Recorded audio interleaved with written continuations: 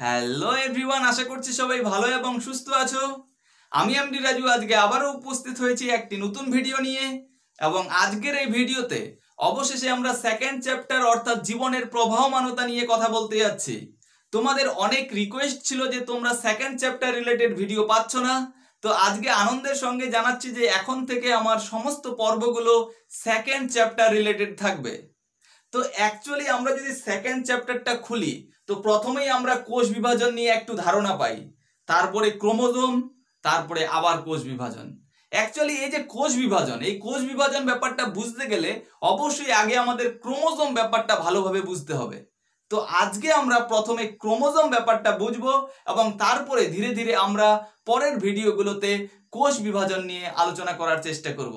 চলো কথা না বাড়িয়ে আজকের আলোচনায় প্রথমেই আমাদের রয়েছে ক্রোমোজোম কি, নেক্সট ক্রোমোজোম কিভাবে তৈরি হয়, এবং তারপরে জিন কোথায় থাকে, এবং তারপরে ক্রোমোজোমের প্রকারভেদ। তো এই টপিকগুলো আলোচনা করার আগে একটু আমরা দেখে নিব এই চ্যাপ্টারের কত মার্কস থাকছে মাধ্যমিক পরীক্ষায় এবং সেগুলো কিভাবে ডিভিশন রয়েছে।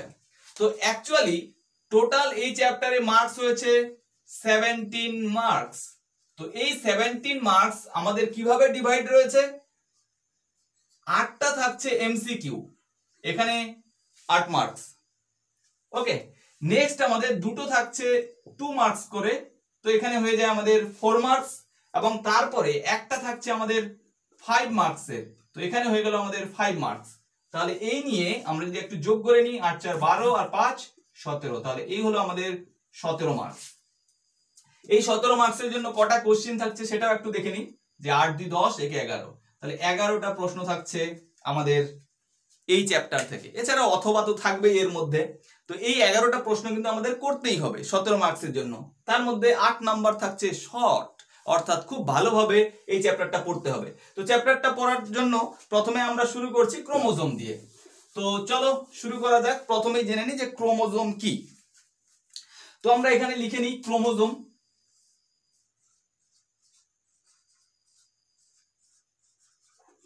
ওকে, তো এই যে ক্রোমোজোম শব্দটা প্রথম ব্যবহার করেছিল একজন সায়েন্টিস্ট যার নাম হচ্ছে ওয়ালডেয়ার। সালটা ছিল 1888 সাল। এই সালে প্রথম ক্রোমোজোম শব্দটি ব্যবহার করা হয়, এবং এই ক্রোমোজোম দুটি শব্দের সমষ্টি। কি কি? একটা হচ্ছে ক্রোম, অনেক বইয়ে ক্রোমা লেখা থাকে, তো ক্রোম বা ক্রোমা যার অর্থ হচ্ছে বর্ণ বা রং বা ইংরেজিতে কালার, এবং অন্যদিকে হচ্ছে সোম বা সোমা, এর অর্থ হচ্ছে দেহ। ওকে, তাহলে এই হলো ক্রোমোজোমের দুটি শব্দ যার সমষ্টি হচ্ছে ক্রোমোজোম। ওকে, নেক্সট আমরা চলে আসি যে এই ক্রোমোজোম অ্যাকচুয়ালি কি। তো ক্রোমোজোম হচ্ছে, আমরা যদি খুব সহজভাবে বলি তাহলে কোষের নিউক্লিয়াস মধ্যস্থ। আমরা যদি এখানে এঁকে নিই যে এটা একটা কোষ, লিখেও নিচ্ছি আমরা, একটা কোষ, এবং এটা হচ্ছে নিউক্লিয়াস, এটা হচ্ছে কোষের প্রাণ কেন্দ্র, নিউক্লিয়াস। এবং এই নিউক্লিয়াস মধ্যস্থ প্রোটিন এবং নিউক্লিক অ্যাসিড দ্বারা গঠিত।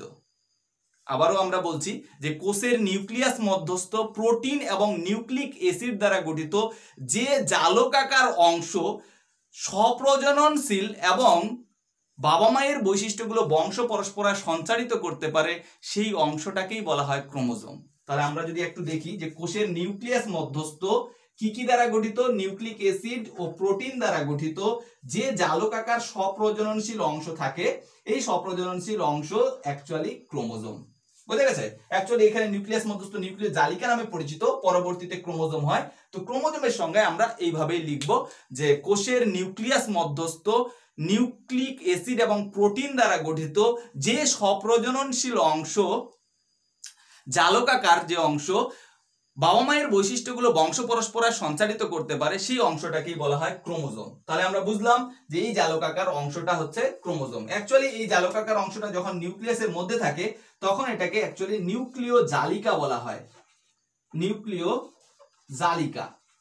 তো এই নিউক্লিয় জালিকা বা এটাকে ক্রোমাটিন জালিকাও বলা হয়, সেটাও আমি লিখে দিচ্ছি, ক্রোমাটিন তন্তু বা ক্রোমাটিন জালিকা, আমি তন্তুই লিখছি, ক্রোমাটিন তন্তু। তো এই ক্রোমাটিন তন্তু পরবর্তীতে কোষ বিভাজনের সময় এই ক্রোমাটিন বা এটা এইভাবে থাকে, অ্যাকচুয়ালি পেঁচিয়ে থাকে।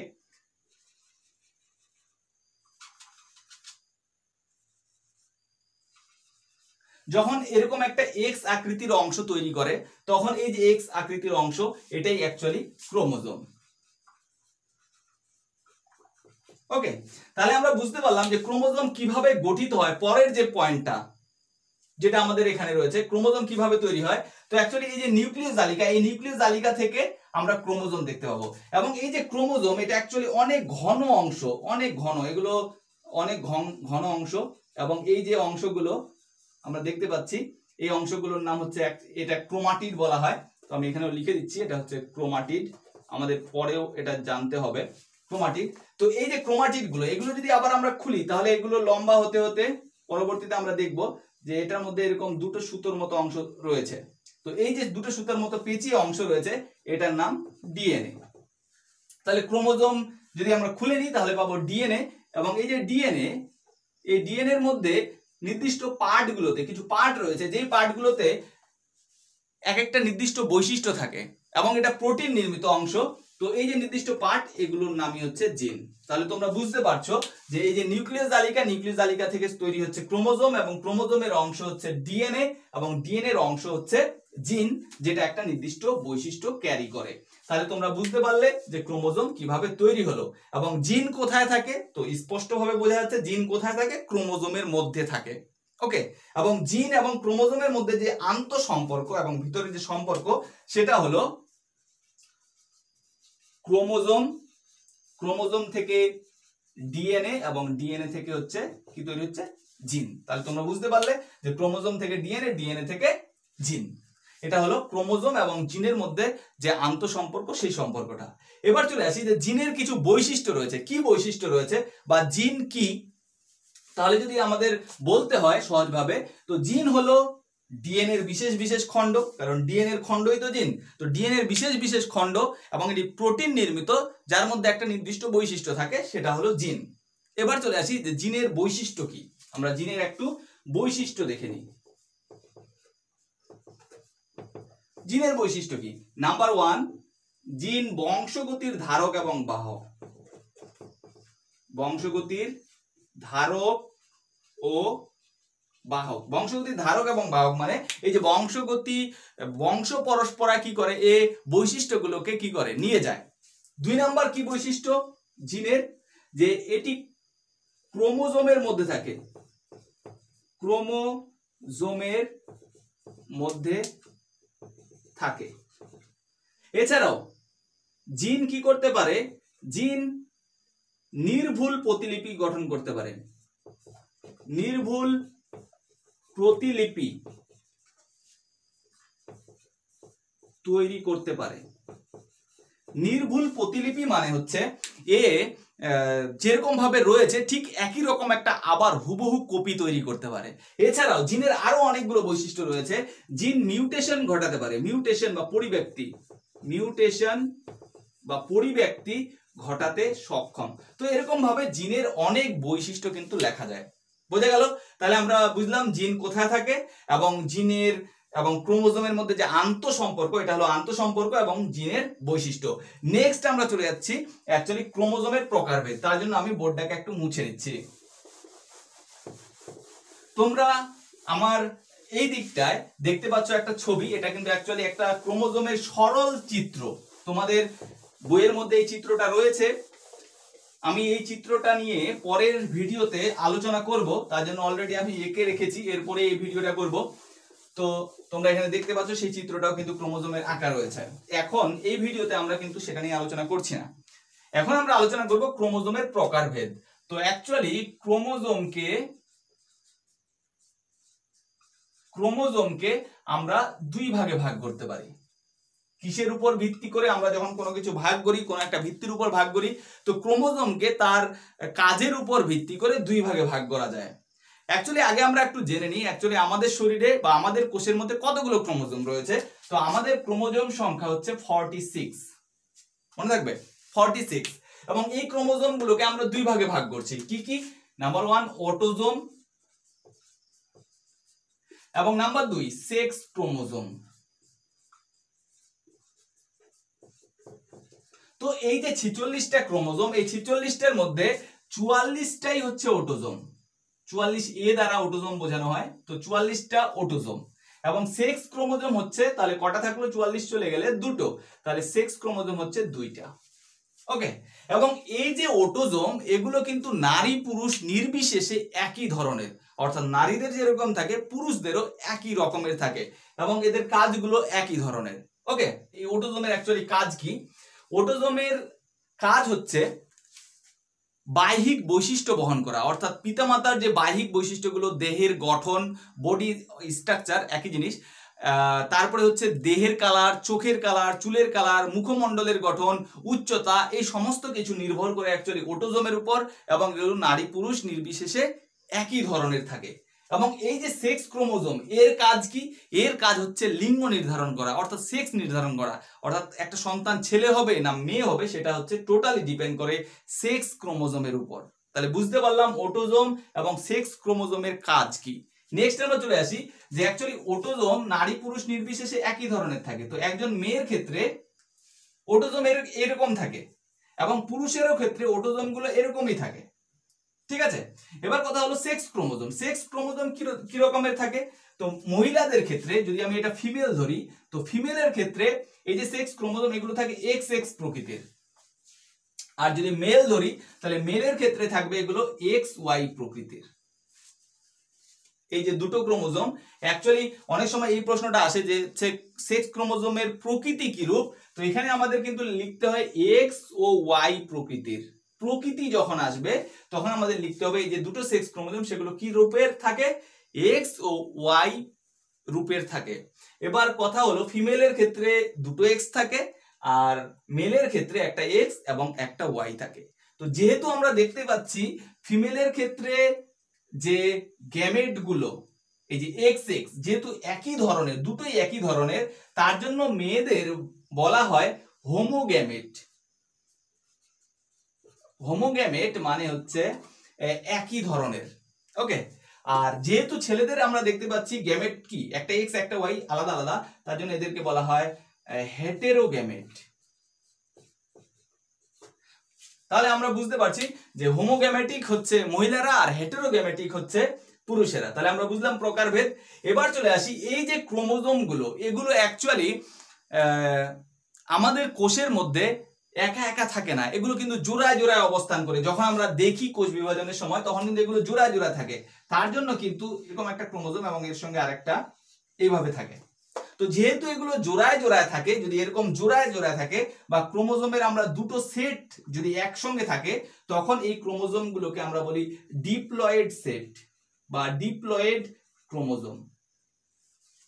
এবং এই জন্যই তো আমাদের দেহের যে ক্রোমোজোম গুলো জোড়ায় জোড়ায় থাকে অর্থাৎ ডিপ্লয়েড অবস্থায় থাকে, এই জন্যই আমরা বেশিরভাগই বলে থাকি আমাদের ক্রোমোজোম 23 জোড়া।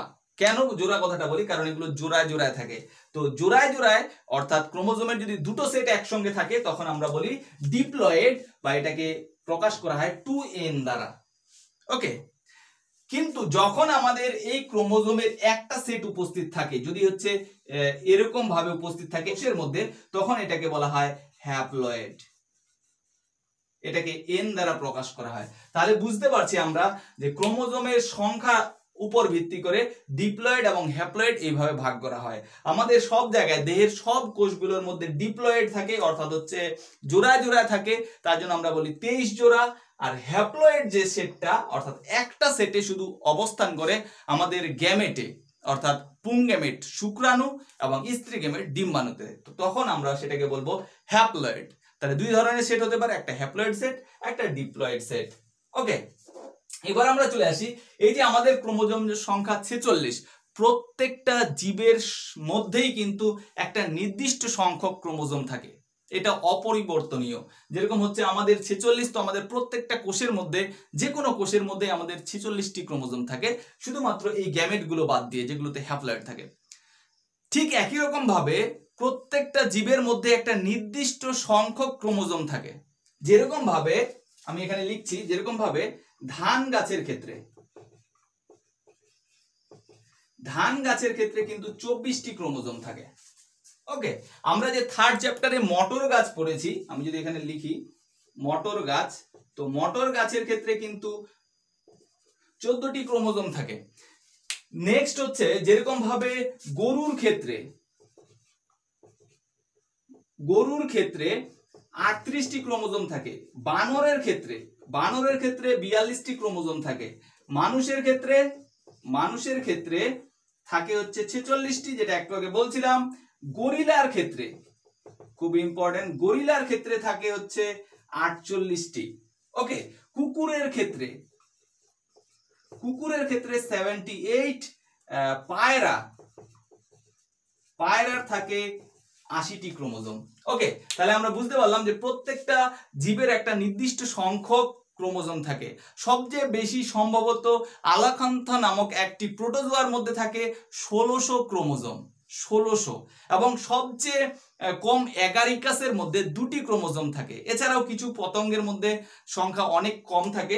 যাই হোক, তো এইভাবে একটা জীবের মধ্যে সবসময় একটা নির্দিষ্ট অর্থাৎ কনস্ট্যান্ট ধ্রুবক সংখ্যক কি থাকে, ক্রোমোজোম থাকে। যেরকম মোটর গাছের 14টি, তো প্রত্যেকটা কোষের মধ্যে 14টি ক্রোমোজোম থাকবে। যাই হোক, আশা করছি তোমরা এই ব্যাপারটা বুঝতে পেরেছো। পরের ভিডিওতে আমি এই ক্রোমোজোমের বিভিন্ন অংশগুলো নিয়ে কথা বলার চেষ্টা করব, যেটা তোমাদের অনেক কনফিউজ থাকে, তোমরা কনফিউজ থাকো, সেটাকে ক্লিয়ার করার চেষ্টা করব পরের ভিডিওতে। আশা করছি এই ভিডিওটা যদি ভালো লাগে বেশি বেশি শেয়ার করো, লাইক করো, কমেন্ট করো। দেখা হবে পরের ভিডিওতে।